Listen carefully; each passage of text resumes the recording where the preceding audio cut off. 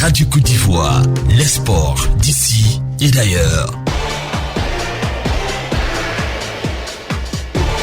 Le journal des sports. Koulibaly Sandou. Bonjour Sandou. Et bonjour Rachel Logoué. Tiens, joyeux réveil à toutes et à tous. Merci de votre présence sur Radio Côte d'Ivoire. Bienvenue à l'information sportive.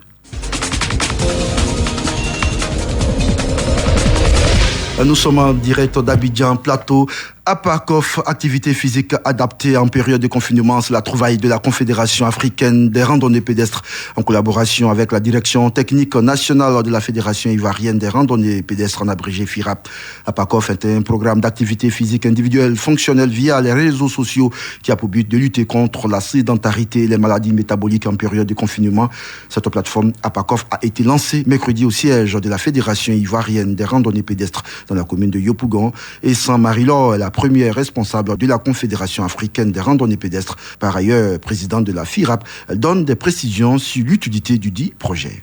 On aura à donner chaque semaine des exercices physiques à tous nos randonneurs, à toute la population ivoirienne pour ne pas qu'ils soient sédentaires. Parce que le confinement, comme on pourra dire, pourra être source de stress, pourra être aussi source de maladies métaboliques. Donc il faut que notre corps travaille, il faut que notre corps soit toujours en état physique. Et puis aussi, il faut qu'on puisse montrer à nos familles, à nos enfants, à nos collaborateurs, à tous les membres du quartier qu'on peut utiliser à bon escient à cette période de confinement, les activités physiques que APACOF offre à la population ivoirienne.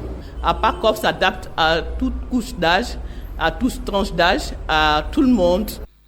Et sans Marie-Laure, sur la nouvelle trouvaille de la dite Fédération APACOF, le ministère des Sports loue cette belle initiative. Touré Mamadou est sous-directeur à la vie fédérale.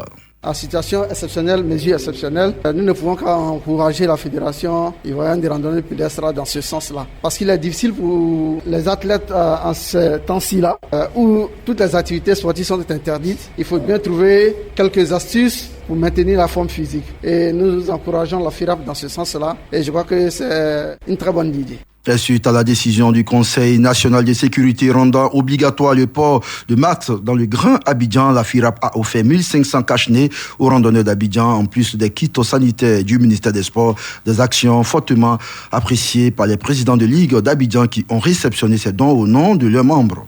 Kouma Kourechi, président de la Ligue Abidjan Sud qui regroupe 4 communes, à savoir la commune de Trècheville, Marcory, Koumassi et Port-Bouy. C'est un plaisir pour moi pour venir apprendre les activités qu'on doit mener pendant le confinement. Je suis très heureux de venir apprendre ça et transmettre à mes différents présidents de Ligue et les présidents de club. Monsieur Bakayeko Adama, président de la Ligue de Yopougon. On a reçu, on va essayer de les distribuer à nos différents présidents de club qui à leur tour vont distribuer aux différents membres pour que ce confinement-là soit bien suivi et pour éviter cette maladie que nous ne connaissons pas, que nous ne voyons pas.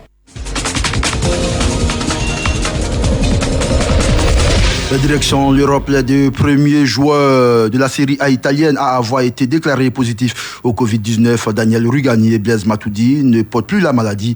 Oui, Daniel Rugani et Blaise Matuidi ont effectué conformément au protocole la double vérification avec des tests de diagnostic pour le coronavirus. Les tests ont donné des résultats négatifs. Les 2 Turinois se sont donc rétablis et ne sont plus soumis au régime d'isolement, explique la vieille dame dans un communiqué. Cyclisme pour terminer, le prestigieux Tour de France n'a pas résisté au virus Covid-19. Le directeur du Tour de France, Christian Prudhomme, a annoncé hier mercredi que le Tour de France 2020 serait maintenu et décalé du samedi 29 août au dimanche 20 septembre, alors qu'initialement, il devait se tenir entre le 27 juin et le 19 juillet. Cet ajournement était devenu incontournable depuis l'annonce lundi par le président Emmanuel Macron de l'interdiction de toutes les manifestations culturelles et sportives rassemblant un nombre public jusqu'au 15 juillet.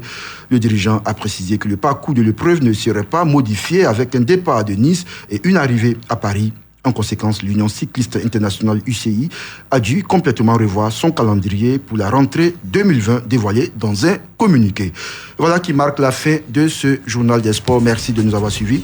Rachel Logo-Etienne, je serai de retour à 9h30. On espère bien. Entre-temps, Entre-temps, Fernand Kouakou sera avec nous à 7h20. Allez, grand merci à vous.